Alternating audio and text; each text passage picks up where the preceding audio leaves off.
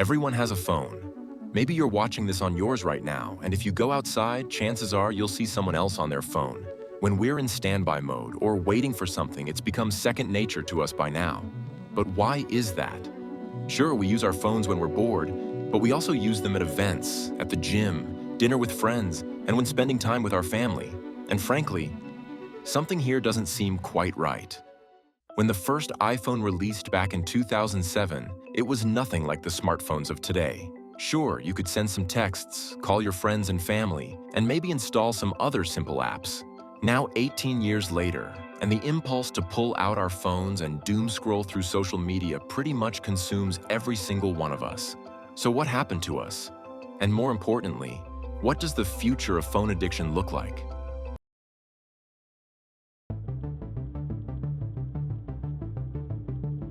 Now, if there's one obvious flaw in humans, it's our curiosity.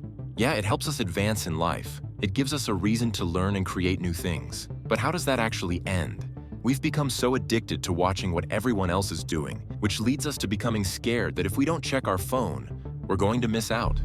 You probably don't even really like social media, yet you may still find yourself opening the app for the 10th time today, ready to waste another hour of your life.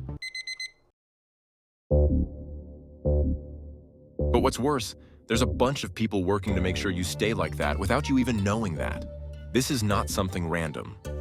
All these social media companies have always had one main objective: keep you on the platform for as long as possible.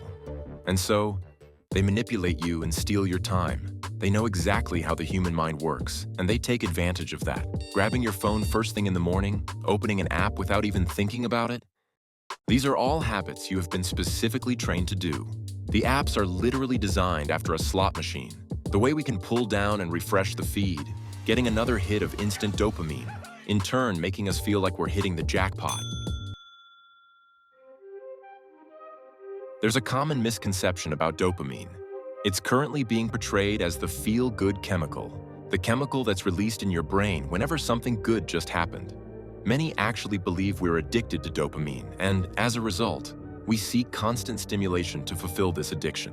And yes, this idea works well if you're selling a dopamine detox course. But dopamine is originally a hunting and scavenging mechanism.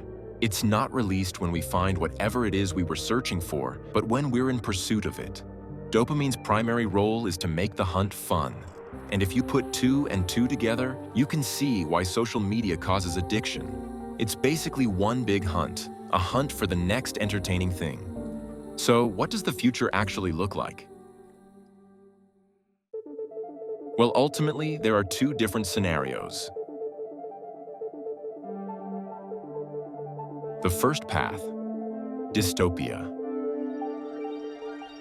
Think back to the time of first smartphones. What would give us a hit of dopamine?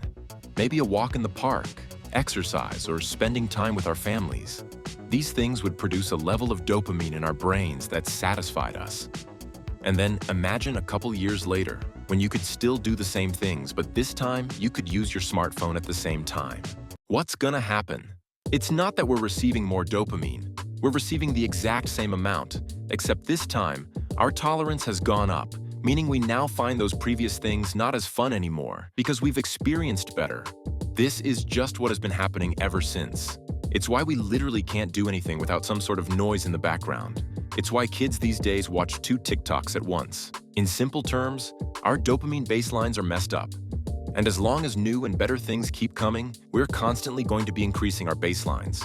For most people, daily life without any technology has already become unbearable, and we're less than 2 decades from the first smartphone coming out. With that in mind, imagine what's going to happen in 50 years from now. I'd say we're heading down a dark path here without even realizing it. But we might have the ability to turn this around. Sure, we won't ever be able to stop our advancements in technology, and neither should we want to. But there has to be another path to this. The recent rise in popularity of genuine content is noticeable. Podcasts over the last few years have been becoming increasingly popular, and people just sitting down, talking to a camera, are being heavily pushed by the algorithm. And why is that?